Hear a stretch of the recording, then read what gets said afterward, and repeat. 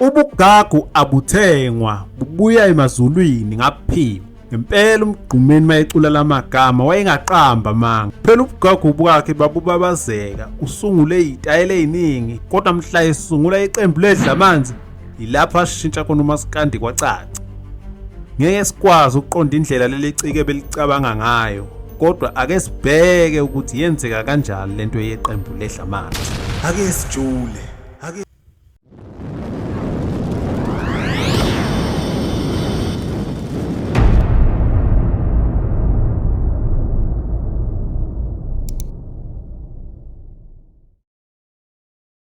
Masikhuluma ngebhova sikhuluma ngomuntu obekhaliphe ngendlela engachazeki. Ubekwazi ukusungula isitayile esisha somculo asishaye samukelwe yiwo wonke umuntu. Kodwa kukho konke lokhu ake kwakwenza ngasho ukuthi asikho isigqi sake safika nalenkunzimalanga esehluke njengesidlamanzi. Leli qembu ngendlela elehluke ngayo kuyamangaza ukuthi lento yayenziwa umuntu osevele eshaya ingoma esevunyiwe. Kodwa phezu kwalokho wafuna ukufika nento entsha engajwayelekile ngalendlela. uMaskandi umculo usuhambe ibanga elide ulokhu uguquka ngezikhathi kube nezitayile ezintsha ezifikayo. Eminyakeni edlule kuke kwadlisa uMaskandi onesigqi sesiZulu lapho kwakuvimbanisa obaba uMgqashiyo Ndlovu kuze kobaba umfazi omnyama kanye nobaba uphuze ekhemisi. Kodwa lesitayela sihambe saphelelwa yidumela uma abaculi abafana noShwi noMtekhala sebeqala befaka ama-sound ayekade engandile kuMaskandi. Eminyakeni yo-2006 bekucace bha ukuthi uMaskandi uhamba ngesitayela esisha manje. Kubacula bebephethe isitayela esisha bekukhona noMgqumeni nokunguye umculi obedlisa kakhulu ngalesikhathi emva kokuthi esekhiphe i-album yakhe yokuqala lapho wayezibiza khona ngoMgqumeni eyayithi Easy Come Easy Go.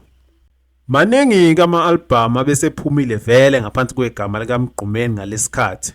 Emaqenjini esibala kuwo amatshitshi amhlophe, intombi kaMahokela, ubuhle begubazi, umlamu wami namanye.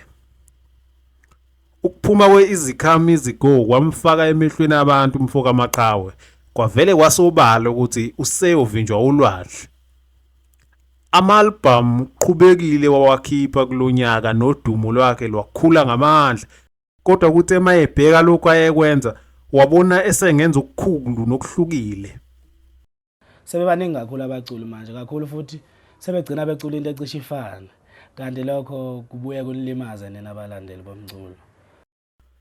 uMgqumeni uthema ebona uMaskandi usuyinto eyodwa kwafika ukuthi aqhamuke nesitayile esisha esingafani nalutho obelwenziwa ngaleso sikhathi. Ngonyaka ka-2006 uMgqumeni wangena estudio warekhoda i-album yeDlamanzi yokuqala. Kule album eyayithi Akuvume ibhova lakhombisa ubuciko obumangalisayo ngendlela elashintsha ngayo. Okwakuqapheleka kule album indlela eyayibhekwe ngayo yayingajwayelekile. Amazwi ababecula ngawo ayephansi ehlangene kahle. Ngalesi sikhathi ke uMaskandi ububhekwa ngamazwi asholo phezulu. Lokho kwenzeka lana kwakuyinto ehlukile kakhulu. Kuyaqapheleka futhi ukuthi le album ibincike kakhulu kuma-backings ey'ngomeni ey'ningi. Kuningi obekwenza le album ibe ngehlukile kakhulu kwajwayelekile kuMaskandi ngalesikhathi. Kunengoma yayoku-track 7 yayithi Ibe Yibana la elalidlala khona ibhova engomeni yehouse.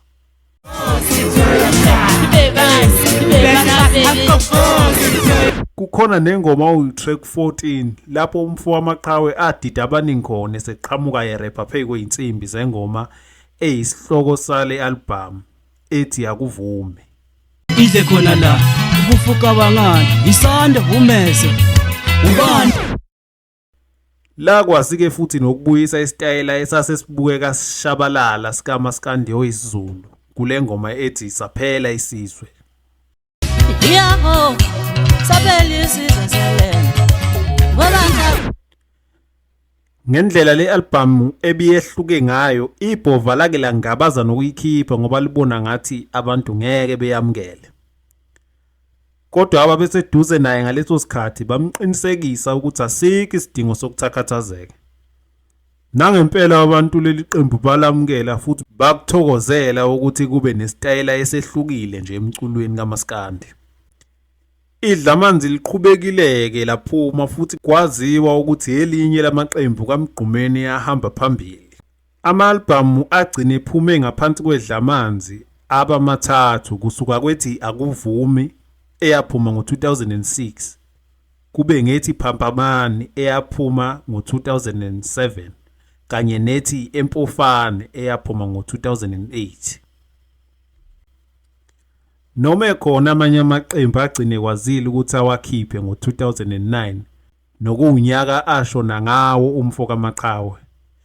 Ngeshwa iDlamanzi alibange lisakwazi ukuphuma kulonyaka.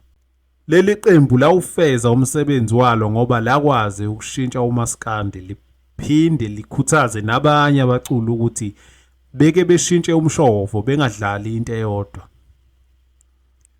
iDlamanzi ngesingakithi ke thina sazi ukuthi umuntu esimbiza ngeDlamanzi umuntu oyithandayo ngaso sonke isikhathi ohlala esondelene namanzi egeza ongagcini ngokuwaphuza kuphela noma mhlambe ongagcini ngokunquma inkukhu maye phakathi kwabantu.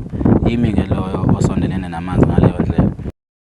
Cha, njengoba bengishilo-ke ekuqaleni, uma sikhuluma ngomgqumeni singakhuluma kusemnyango ngoba ubuqhawe bakhe buningi. Nami bengisika nje elijikayo. Ngiyaphela lapho. Uma ngabe ke uyithokozelile le video ungakhohlwa ukucindezela usubscribe ukuze uzothola ezinye indaba eziphathelene noMaskandi.